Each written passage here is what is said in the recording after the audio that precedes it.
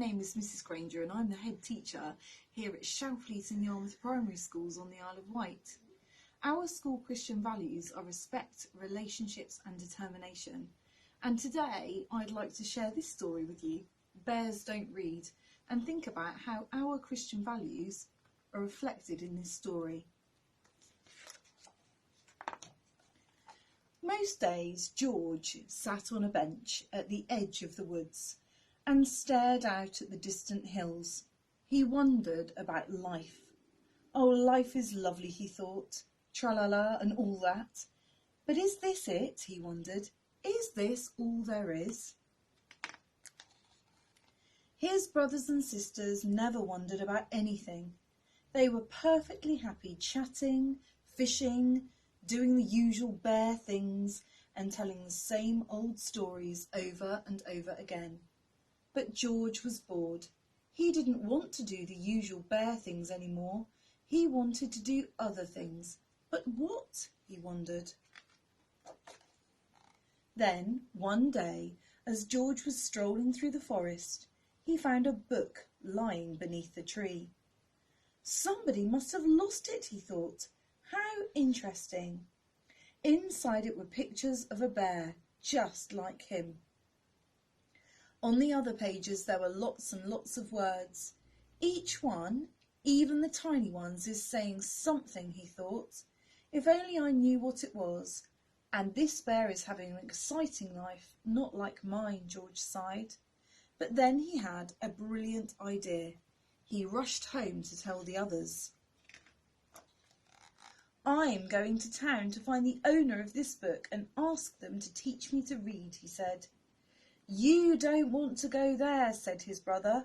They don't like bears in town. But I want to learn to read, said George. That's just silly, said his sister.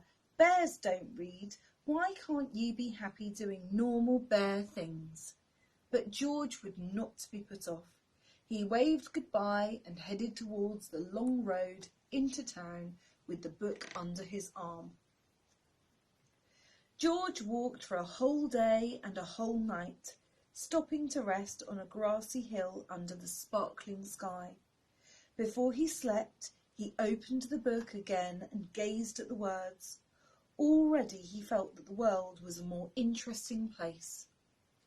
The next morning George rose with the sun, and by midday he could see the town in the distance. He smiled.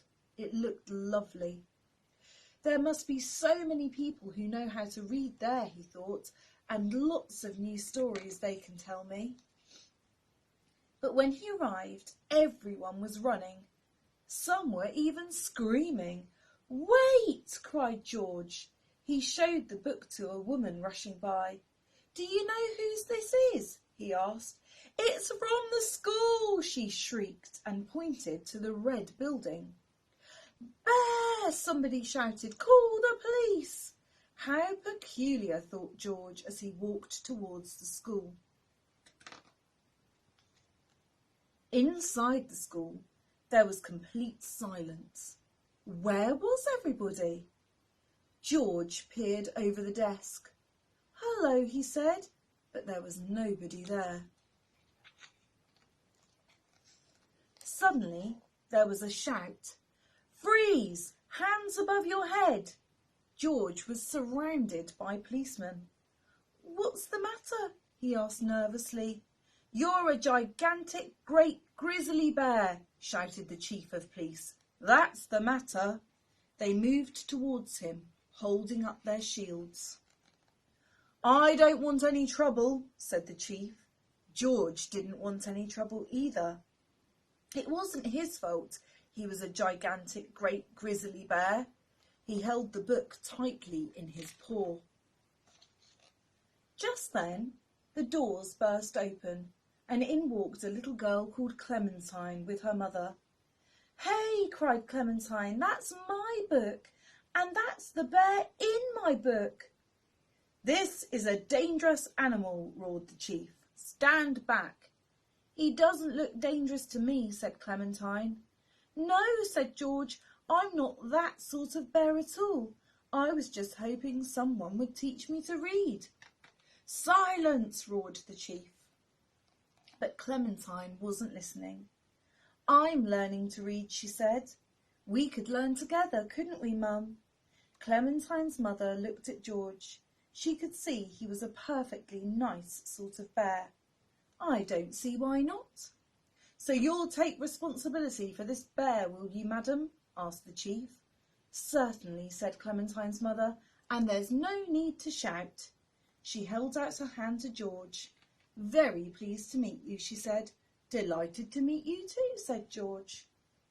George moved into the summer house at the end of Clementine's garden, and each day after school Clementine showed him everything she'd learned. It wasn't long before George knew all the letters in the alphabet. George didn't find reading easy at first. Even though he tried hard, he often made mistakes. But luckily, Clementine was a kind and patient teacher. Sometimes the chief came to see how they were getting on. He brought a book of his favourite poetry to read aloud to George. George opened it, and it began, "Once upon a time there was a large brown bear who found a book lying under a tree."